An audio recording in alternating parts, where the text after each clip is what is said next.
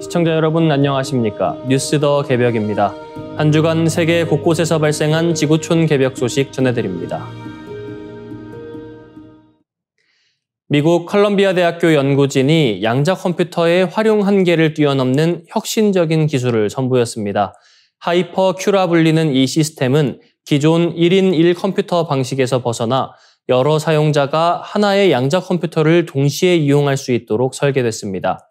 핵심은 양자 가상 머신 기반 가상화 기술입니다. 이는 클라우드 컴퓨팅의 가상 머신 원리를 양자 환경에 적용한 것으로 하나의 양자 컴퓨터를 독립적인 가상 공간으로 분할해 각 사용자가 서로 간섭 없이 병렬 연산을 수행하게 합니다. 자원 배치 관리 프로그램인 스케줄러는 테트리스 게임에서 블록이 빈틈없이 들어가는 마스터 테트리스 플레이어처럼 자원을 최적 배치해 유휴 시간을 최소화합니다. 양자 컴퓨터의 고질적인 문제인 노이즈도 해결했습니다. 연구진은 각 QVM 주변에 버퍼 큐비트 층을 둬 외부 간섭을 차단하고 동시에 여러 작업이 안정적으로 실행되도록 했습니다. 그 결과 평균 대기 시간이 최대 40배 단축되고 실행 가능한 프로그램 수가 10배 증가했습니다. 과거 며칠이 걸리던 연산이 몇 시간 만에 끝나는 성과도 나왔습니다.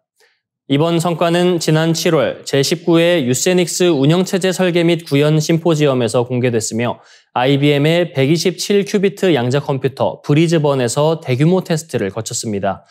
연구팀은 앞으로 하이퍼큐를 IBM을 넘어 다양한 제조사의 양자 하드웨어에 적용할 계획입니다. 전문가들은 이 기술이 양자 컴퓨팅의 민주화를 앞당기고 연구, 금융, 산업 전반의 패러다임을 바꿀 잠재력을 갖췄다고 평가합니다. 비록 금융권은 아직 블록체인에 머물러 있지만 양자 컴퓨터가 실질적인 연산 혁신을 이끌 경우 시장 지형에도 큰 변화를 몰고 올 것으로 전망됩니다.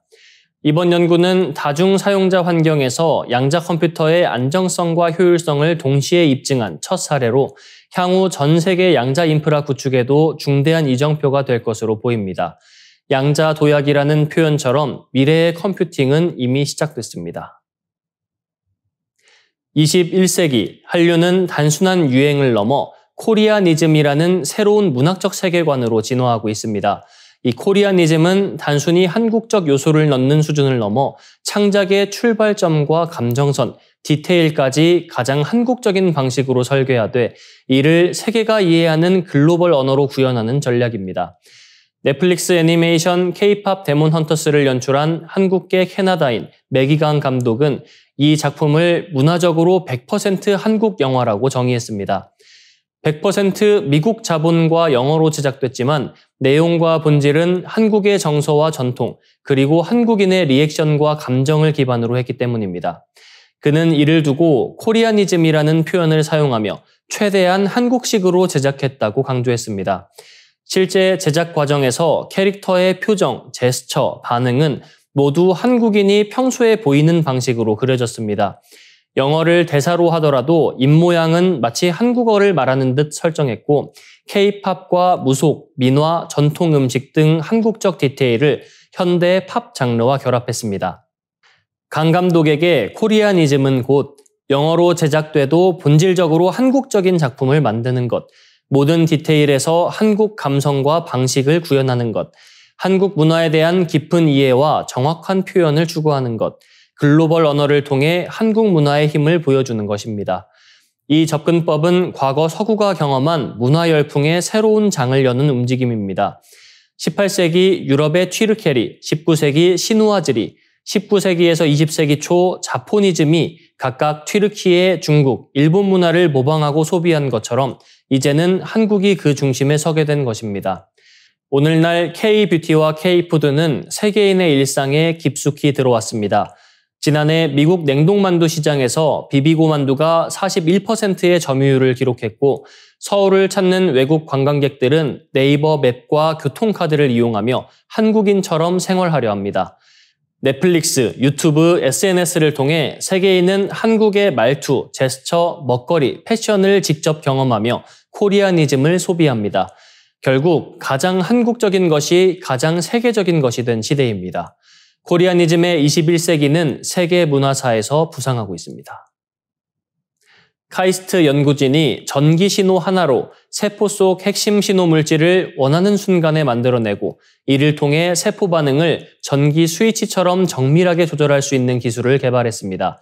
향후 전자약, 전기유전학, 맞춤형 세포 치료 등 차세대 의료 기술의 핵심 기반이 될 것으로 기대됩니다.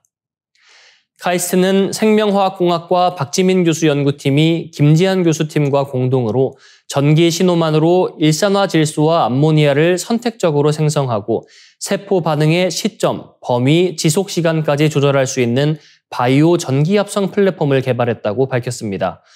연구팀은 인체 질산염 환원 효소의 작동 원리를 모티브로 단일 전구체인 질산염으로부터 2가지 신호 물질을 선택적으로 합성하는 전기 기반 기술을 구현했습니다. 구리, 몰리브덴, 황 촉매를 사용하면 암모니아가, 철이 포함된 촉매를 쓰면 일산화 질소가 잘 생성되는 원리를 전기 화학 실험과 컴퓨터 시뮬레이션으로 규명했습니다. 이는 철이 일산화 질소와 강하게 결합해 생성 효율을 높인 결과로 촉매 교체만으로 생성물의 종류를 전환할 수 있음을 입증했습니다. 이 플랫폼은 세포 기능 제어에도 적용됐습니다. 연구팀은 인간 세포에 발현된 통증 온도 감지와 pH 변화 감지 같은 이온 채널을 전기 자극으로 작동시키는 데 성공했습니다. 전압 세기와 자극 시간을 조절해 세포 반응의 시작과 종료, 그리고 영향 범위까지 자유롭게 통제할 수 있는 것으로 확인됐습니다. 말 그대로 세포 신호를 켜고 끄는 전자 스위치 기술이 구현된 것입니다.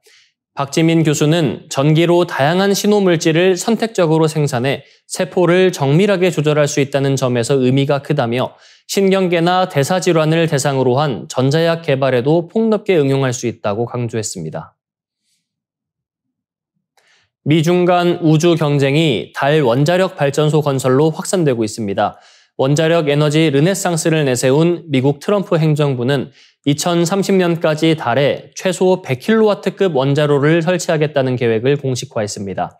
이는 약 80가구의 전력을 공급할 수 있는 규모로 미래 달 경제 지원과 화성 탐사, 우주 안보 강화를 목표로 하고 있습니다. 달 원자로는 장기 달 기지 운영을 위한 핵심 인프라입니다. 달은 낮과 밤이 약 14일 간격으로 바뀌어 긴 밤 동안 태양 전지로는 전력 공급이 불가능합니다. 미국은 아르테미스 프로그램을 통해 2027년 달 착륙, 2035년까지 최대 180일 장기 체류 기지를 구축할 계획이며 중국은 러시아와 손잡고 2035년 완공을 목표로 원전 건설을 추진 중입니다. 전문가들은 달 원자로가 산소, 수소 등 자원 추출과 같은 현지 자원 활용에 필수적이라고 강조합니다.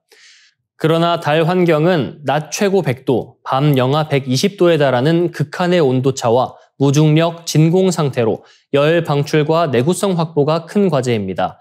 현재 대형 라디에이터 활용, 고내열 소재 개발 등이 대안으로 거론됩니다. 기술적 실현 가능성은 높지만 시기와 예산이 문제입니다. 트럼프 행정부가 2026년 나사 예산 24% 삭감을 추진하는 가운데 방사성 물질 발사 안전성 확보에도 시간이 필요합니다. 앞서 나사는 2022년 40kW급 원자로 설계 연구를 발주했으나 무게 조건 등에서 난관을 겪었습니다. 100kW급 원자로를 실으려면 15톤 적재가 가능한 우주선이 필요한데 현재는 스페이스X 스타쉽과 블루 오리진 블루문만이 후보입니다. 우주 지정학적 경쟁도 변수입니다. 중국과 러시아가 원자로 주변을 출입 금지 구역으로 설정하면 미국의 탐사 활동이 제한될 수 있습니다. 미국이 주도한 아르테미스 협정의 안전구역 조항이 역이용당할 가능성이 있는 겁니다. 2020년 체결된 아르테미스 협정 11조는 달에 기지를 설치하거나 설비 등의 자산을 배치하는 경우 그 주변을 안전구역으로 설정할 수 있도록 규정하고 있어 우주 분쟁의 씨앗이 될 수 있습니다. 이상으로 뉴스 더 개병 마치겠습니다. 시청해주신 여러분 고맙습니다.